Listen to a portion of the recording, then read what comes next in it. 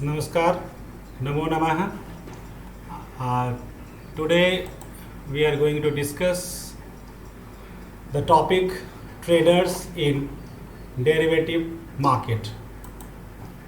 Basically, there are three types of traders in derivative market: hedgers, speculators and arbitragers. अब हम बारी बारी से इन तीनों के बारे में अध्ययन करेंगे। सबसे पहला सवाल ये है कि हेजर्स कौन होते हैं। Hedgers, as we have discuss, that is a trader in a financial market, financial derivative market also. Hedgers एक तरह के ट्रेडर होते हैं फाइनेंशियल डेरिवेटिव मार्केट में, और इनका मुख्य उद्देश्य रिस्क को कम करना या रिस्क को समाप्त करना है। अब सवाल है कि किसका रिस्क? तो risk associated with price of an assets, किसी भी परिसंपत्ति के कीमत में परिवर्तन के वजह से जो जोखिम उत्पन्न है उसको कम करना या समाप्त करने के लिए फाइनेंशियल डेरिवेटिव जैसे कि फ्यूचर ऑप्शन का प्रयोग करके जो ट्रेडर इन सब कार्यों को करके जोखिम को कम करने का प्रयास करते हैं उन्हें हेजर्स कहते हैं। हेज वर्ड जो है, हेज वर्ड का मतलब टू प्रोटेक्ट। तो ऐसे ट्रेडर जो रिस्क से बचना चाहते हैं, रिस्क को कम करना चाहते हैं, रिस्क को समाप्त करना चाहते हैं, जिन उद्देश्यों के द्वारा जोखिम को कम करते हैं, उन ट्रेडर्स को, व्यापारियों को हेजर्स कहते हैं। अब हम आगे बढ़ते हैं। अब सवाल ये है कि इसमें हेजर्स या कोई भी इन्वेस्टर्स किस प्रकार रिस्क को कम करते हैं। तो उसके लिए वो दो प्रकार के पोजीशन को लेते हैं, शॉर्ट पोजीशन और लॉन्ग पोजीशन। शॉर्ट पोजीशन का मतलब है कि वो सेल करने का पोजीशन ले रहे हैं।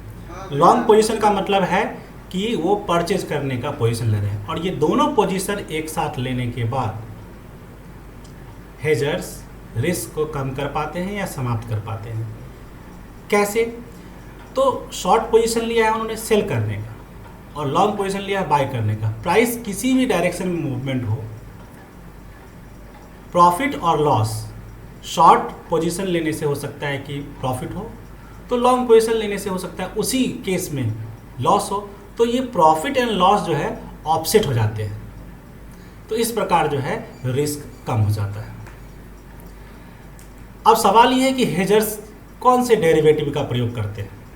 तो इसका जवाब है कि फ्यूचर कॉन्ट्रैक्ट का भी प्रयोग कर सकते हैं और ऑप्शन कॉन्ट्रैक्ट का भी प्रयोग कर सकते हैं। फ्यूचर कॉन्ट्रैक्ट का प्रयोग करके भी रिस्क को कम किया जा सकता है। इसके अलावा ऑप्शन कॉन्ट्रैक्ट का प्रयोग करके भी रिस्क को कम कर सकते हैं। लेकिन हेजिंग में होता क्या है? हेजिंग में जो रिस्क है वो हेजर्स से स्पेकुलेटर्स की तरफ, स्पेकुलेटर्स का जो शाब्दिक अर्थ है वो है सट्टेबाज, तो सट्टेबाज की तरफ रिस्क चला जाता है हेजर की तरफ से। अब सवाल है कि हेजर को कितना रिस्क और कितना रिटर्न होता है। तो कम से कम रिस्क होता है और रिटर्न भी कम होता है, जो अभी हम तीन आगे जो तुलना करने वाले हैं उसकी तुलना में। अब हम बात करते हैं स्पेकुलेटर्स, सट्टेबाज की। स्पेकुलेटर्स भी डेरिवेटिव्स का प्रयोग करते हैं और वो कम समय में जल्दी ही अधिक से अधिक लाभ एकत्रित करने की कोशिश करते हैं। अब सवाल है कि लाभ कैसे प्राप्त करेंगे। तो प्राइस में जो बदलाव होता है, जो चेंज होता है, उसमें क्विक रिस्पॉन्स करके, क्विक एक्टिविटी करके, क्विक पोजीशन लेकर के स्पेकुलेटर्स लाभान्वित होने की कोशिश करते हैं। अब सवाल ये है कि क्या हमेशा स्पेकुलेटर्स को लाभ ही होता है? नहीं, लॉस भी हो सकता है। किसी भी डायरेक्शन में पे ऑफ जा सकता है, किसी भी डायरेक्शन में वो उनको रिटर्न मिल सकता है। अब सवाल ये है कि स्पेकुलेटर्स किस आधार पर अपने पोजीशंस को रखते हैं या प्रॉफिट या गेन होता है, तो वो प्राइस मूवमेंट्स का सहारा मात्र लेते हैं। इसके अलावा वो डेरिवेटिव में फ्यूचर्स का अधिकतर प्रयोग करते हैं। अब सवाल है रिस्क और रिटर्न का। तो इसमें जैसा कि मैंने बताया कि बहुत ज़्यादा रिस्क होता है, तो रिटर्न की भी संभावना अधिक है, लेकिन रिटर्न ध्यान रहे कि पॉजिटिव या नेगेटिव कुछ भी हो सकता है।